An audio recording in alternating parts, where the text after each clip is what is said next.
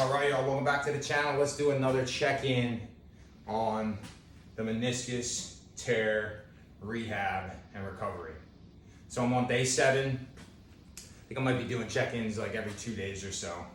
But I'm on day 7 now, post-surgery.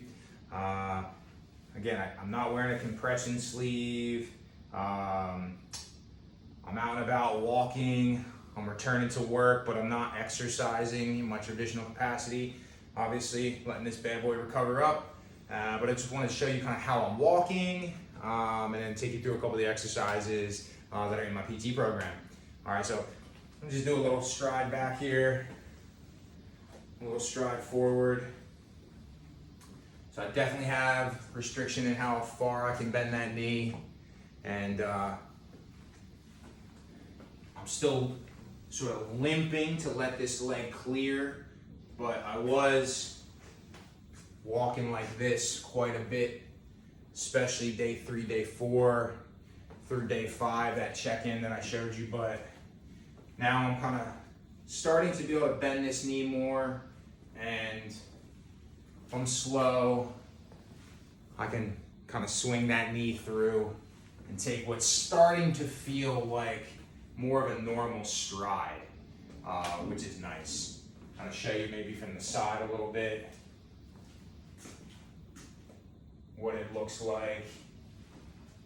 Okay, I've never had a meniscus surgery, and I've never actually worked with a client that's had a meniscus surgery before. I've worked with ACL repairs, and I've worked with different types of strains, quad strains, and I've worked with Achilles ruptures, but this is my first personal experience, and so I'm sort of learning on the fly here, in addition to what my paperwork and my PT program says for expectations. We can still see I do got, a decent amount of swelling on the sides here, through the front here. Again, these are my incisions. That steri strip had come off the other day, so no problem. How straight can I get my knee? That's been one of my primary focuses, so I'll just show you from the side. That's about as straight as the knee's gonna go, and I do have a little bit of pain and a little bit of pressure when I try to get that knee straight. Give you a comparison to my other side. So we can really see there is a difference, okay? And so, what's my PT program? Primarily made up of exercises to maintain tenacity in the quad, okay? And get the knee straight again, as well as working on some hamstring activation. And so, I've got quad tensioning exercises, so I've got my legs straight, I flex the quad, I hold it for a 5 count, and then I release. And I've got reps, as many as 20 reps that I'll do. So I'm kind of doing 2 things while I do this drill. I'm flexing that quad, but I'm also really trying to pay attention to how well I can draw that knee straight, okay? So some quad tensioning and leg straightening.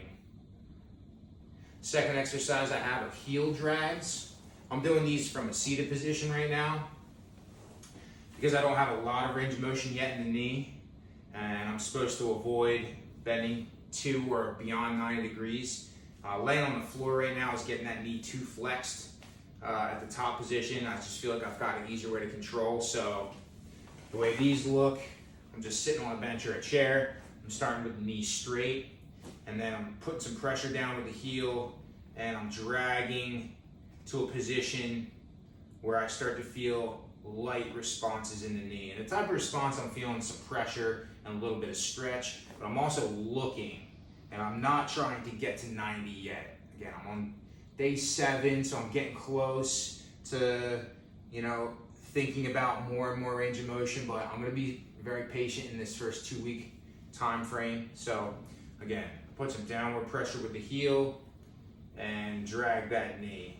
And again, I do start to feel some responses in the knee, some pressure in the knee before I get to 90. And so for me, that feels comfortable, comfortable where this isn't painful, but I feel it, but also mentally, as I'm trying to be patient, I'm comfortable with not getting to 90 yet. I know it's healing, so I don't need to really push the pace here. So a couple more reps. And again, I'm doing 20 reps of these as well. So hamstring activation, drive the heel, and drag. Okay. Third exercise I have are just pumping the calf. So I do some of these with the leg passive, meaning my heel's on the ground, I'm not holding my quad. As I move the ankle joint up and down, I'm letting that knee flex up and down. Okay. Again, everything I'm doing is in reps of 20. And then I'm doing some of those where I elevate and hold that quad with that tense leg position. Okay. And I'll do full sets of 20, trying to maintain that quad tension and keeping that knee stable. And the last exercise that I have, because I am having some trouble, all right, getting that knee completely straight, just sitting in a relaxed position, leg elevated. We can see there's some space here underneath of that knee. And so I'm just putting a light weight on top, close to the knee, and letting some of that downward pressure help that leg start to settle into that straighter position. And I'll do some things here. I will move the ankle around a little bit, and I'll tense that quad a little bit. But for the most part, it's a relatively passive position. I'm just staying here relaxed and letting that weight drop down. I have done it above the knee. I've done it a little bit below the knee as well. Okay.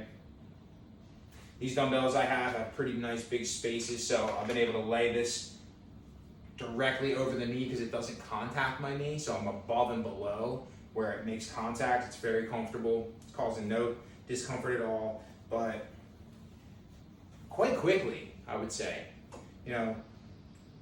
20, 30 seconds or so, and I can feel my knees starting to come all the way down to the bench. I can just about feel that back of my knee. I know there's a little space here, and when I compare my left to my right always has just a little bit of space here. I've got a lot of hamstring, so I do create a little bit of space naturally, but that is feeling like it's getting a lot closer to what my right knee has. And before the surgery, I would say that both my knees were quite similar in regards to how straight I could get my knee. So these are the 4 exercises that I'm doing, and I'm doing them between 2 and 3 times a day. It's really depending right now on how much I'm walking. Some of these days I've walked a lot more than other days, so I've just spent more time on the days I've walked more, just sitting elevated and relaxed when I am at home. Again, I'm still icing after I do my rehab, so once I do my last couple of sets here today, I'll grab my ice pack, slap the ice on for 20 or 30 minutes, and then take it off and just go about my day. All right, y'all, so yeah, day 7 check-in. Again, pain is very minimal unless I'm really pushing the range of motion here on the knee. I haven't had to take anything like ibuprofen past day 3, thankfully. Yeah, I think that's it for now. I'll be back with you probably day 9, let you know how things are going, take a look at what my walk looks like, and hopefully everything just keeps tracking the way I'm expecting it to. All right, we'll see you.